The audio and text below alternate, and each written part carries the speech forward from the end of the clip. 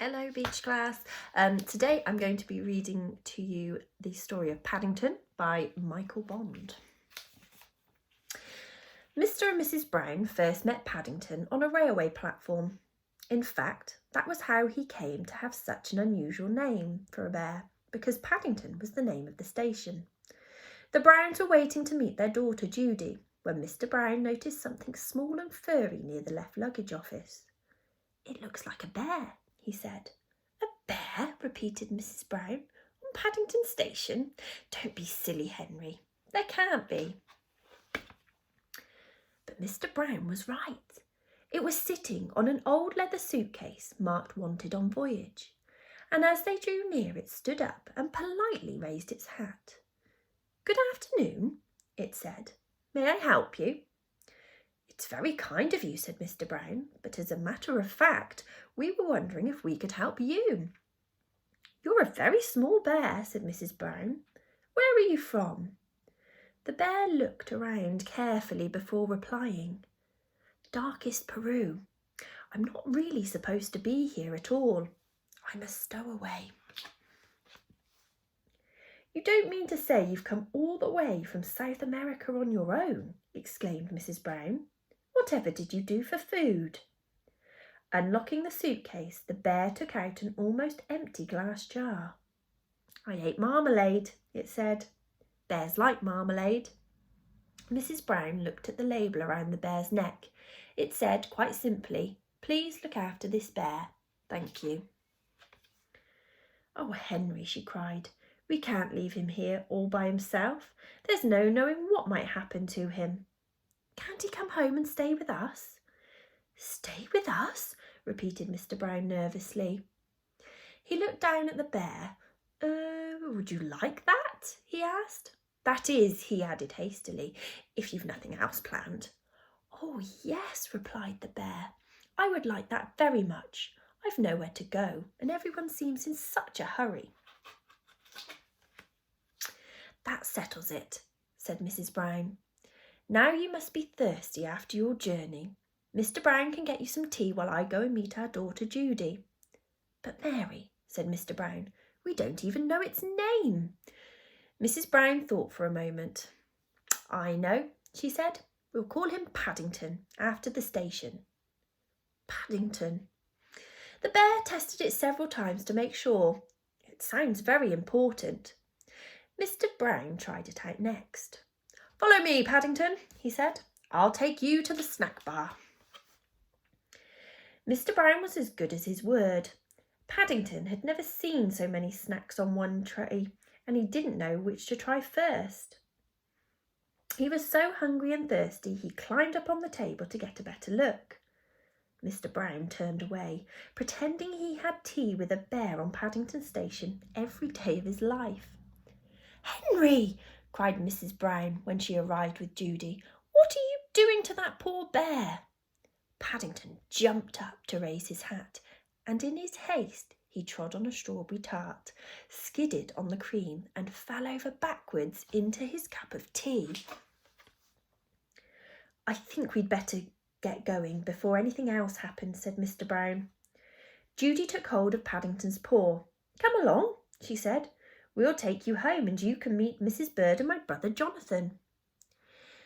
Mr. Brown led the way to a waiting taxi. "Number 32 Windsor Gardens, please," he said. The driver stared at Paddington. "Bears is extra," he growled. "Sticky bears is twice as much. And make sure none of it comes off on my interior. It was clean on when I set out this morning." The sun was shining as they drove out of the station, and there were cars and big red buses everywhere. Paddington waved to some people waiting at a bus stop, and several of them waved back. It was all very friendly. Paddington tapped the taxi driver on his shoulder.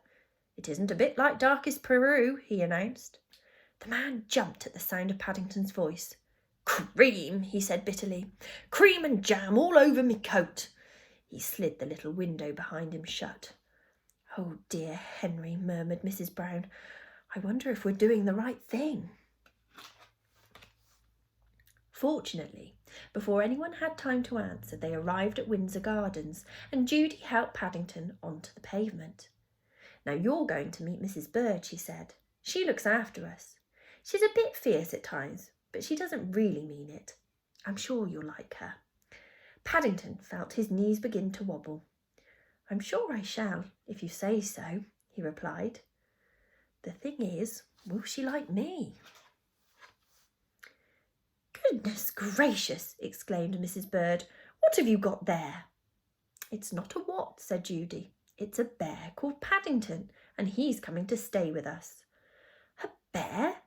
said Mrs. Bird as Paddington raised his hat. "Well, he has good manners, I'll say that for him." "I'm afraid I stepped on a jam tart by mistake," said Paddington. "I can see that," said Mrs. Bird. "You'd better have a bath before you're very much older. Judy can turn it on for you.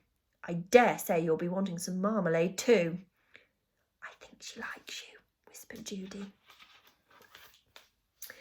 Paddington had never been in a bathroom before, and while the water was running, he made himself at home. First of all, he tried writing his new name in the steam on the mirror. Then he used Mr. Brown's shaving foam to draw a map of Peru on the floor. It wasn't until a drip landed on his head that he remembered what he was supposed to be doing.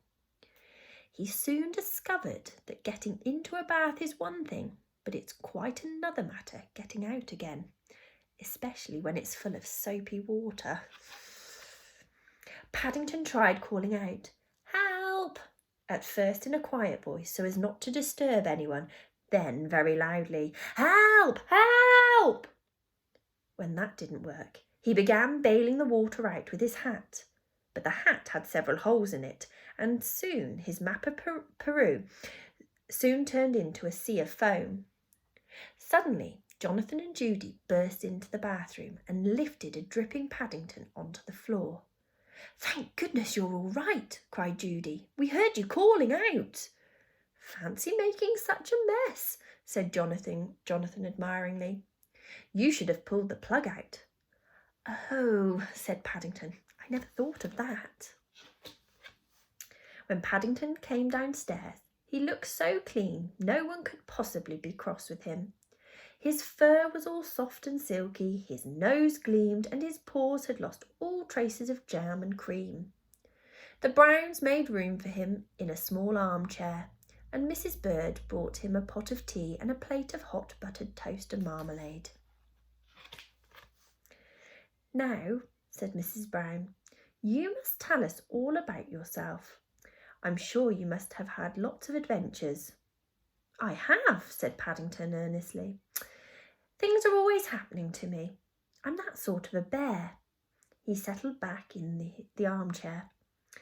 "I was brought up by my Aunt Lucy in darkest Peru," he began, "but she had to go into a home for retired bears in Lima." He closed his eyes thoughtfully, and a hush fell over the room as everyone waited expectantly.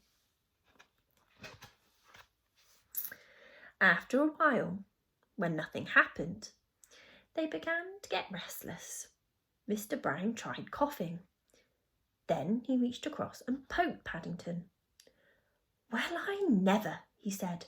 "I do believe he's fast asleep." "After all that's happened to him," said Mrs. Brown. "Is it any wonder?"